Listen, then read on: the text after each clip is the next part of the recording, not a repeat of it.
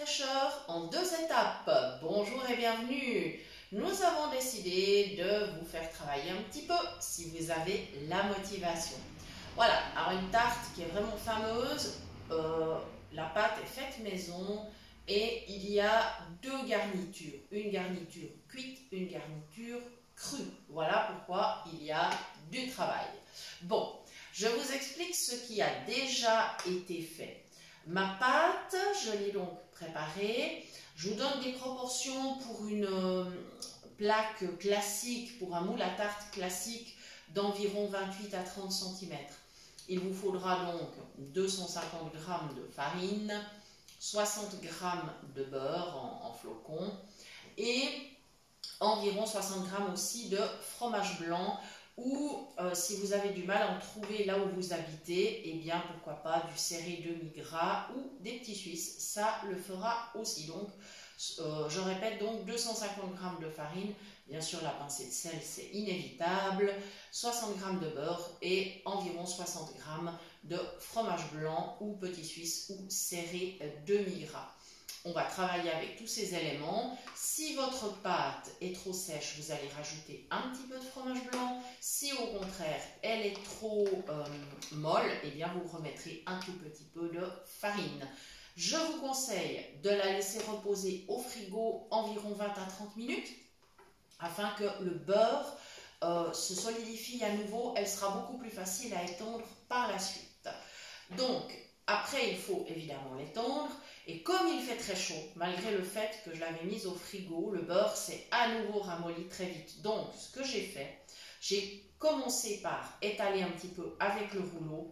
Quand j'ai eu un petit cercle que je pouvais mettre dans ma plaque, mon moule à tarte, je l'ai mis et ensuite avec un verre, une mini verrine en fait, j'ai fini d'étaler cette pâte en roulant le verre vers les bords. Ce qui fait que la pâte était parfaitement répartie dans le moule. Astuce que je vous conseille si vous avez des pâtes un peu friables, un peu difficiles à étaler. Ça marche très très bien.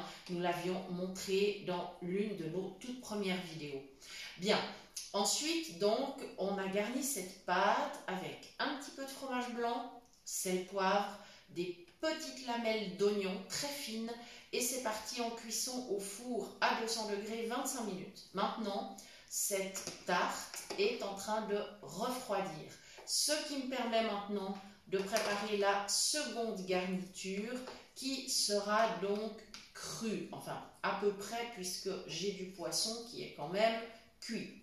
Alors, j'ai utilisé 2 boîtes de filets de maquereau au naturel. Vous pouvez prendre ce que vous voulez, n'importe quel poisson cuit, même un poisson que vous avez cuit vous-même, hein. Ça peut être un filet de saumon, de cabillaud, je sais pas moi, de l'aigle fin, du merlu, tout ce que vous voulez, du colin, ce qui vous fait plaisir pourvu que ce soit cuit.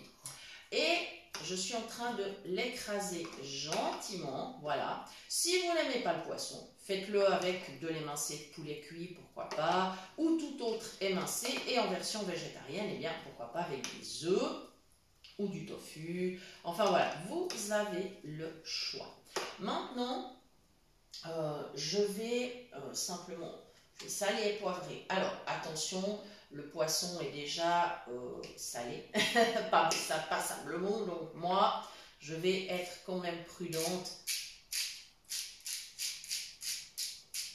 Voilà, j'ai donné quelques petits tours de moulin à sel, on va vraiment pas exagérer, hein, il faut être vraiment raisonnable.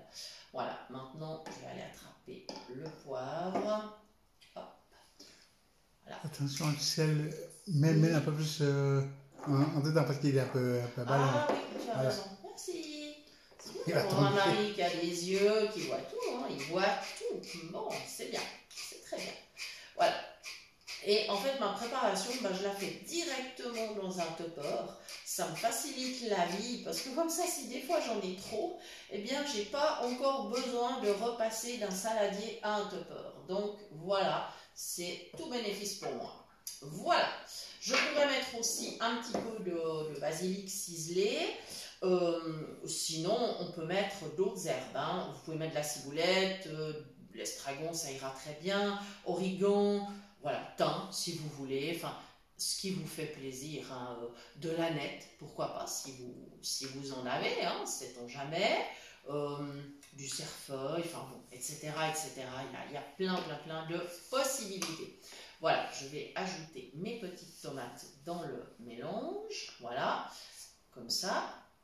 Et après, je vous donnerai une super astuce. Si jamais vous n'avez pas d'herbes sous la main, des herbes fraîches, je vais vous donner une super astuce. Mais voilà, je mets rapidement mes petites tomates dans mon mélange. Voilà, comme ceci. Alors, j'avais pris soin de concasser mes tomates. Hein. Je les avais coupées finement. J'ai fait une petite concassée. Comme ça, ce sera aussi plus facile à mélanger et à répartir. Vous mettez entre 4 à 5 tomates. Ça, c'est aussi à voir selon votre choix.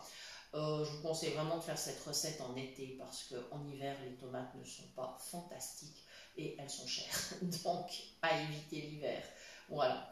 Comme ceci, voilà, j'ai mis toutes mes tomates. C'est très bien. Et maintenant, je peux mélanger à nouveau, mais je vais ajouter du fromage blanc. Voilà, et ceci va constituer donc une garniture froide. Voilà. Je profite aussi pour vous remercier de nous suivre. Vous êtes de plus en plus nombreux et merci pour tous vos commentaires, vos likes, vos messages. Vraiment, ça nous fait toujours très plaisir. Donc, merci infiniment. Et merci aussi donc à l'association Phoenix pour l'excellente collaboration. Merci aussi à toutes les personnes qui nous référencent, qui partagent nos vidéos. Merci infiniment, ça nous touche beaucoup, ça nous fait très plaisir, nous vous en sommes très reconnaissants. Voilà, je vous avais parlé, alors je suis en train d'ajouter mon fromage blanc, j'ai déjà allé avec 4 cuillères et puis on verra après. Je vous ai parlé d'une super astuce. Les herbes séchées, elles sont aussi assez chères, vous savez, celles qu'on achète dans les magasins, là, dans les tout petits bocaux. C'est pas mal cher, hein. Si on calcule le prix au kilo, c'est plutôt pas mal. Hein. Si on veut acheter des herbes fraîches en magasin, c'est aussi pas mal cher. Donc, si on ne peut pas les cultiver chez soi, que ce soit sur une terrasse, un balcon, un porte-fenêtre ou dans un jardin, voilà, si on n'a pas cette possibilité, vous avez encore une astuce qui fonctionne, vous pouvez vous en servir aussi l'hiver, quand les herbes se font plus rares, c'est d'utiliser de l'huile essentielle. Mais alors attention, il y a des précautions à prendre. Nous avions fait une vidéo sur les huiles essentielles et je vais vous rappeler le principe. Dans cette recette, si vous ne pouvez pas ajouter des herbes fraîches, vous pouvez ajouter une goutte, d'huile essentielle, mais pas dans la préparation comme ça. Vous allez devoir d'abord mettre cette petite goutte d'huile essentielle dans une cuillère à café ou cuillère à soupe d'huile. Et si ça ne donne pas assez de goût, vous mettrez une seconde goutte. Et attention parce que ça parfume beaucoup.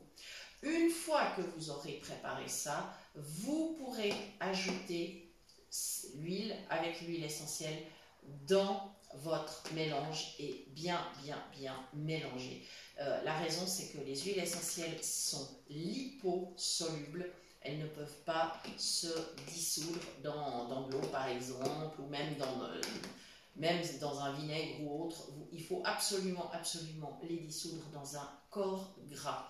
Ensuite, les huiles essentielles ne doivent pas cuire.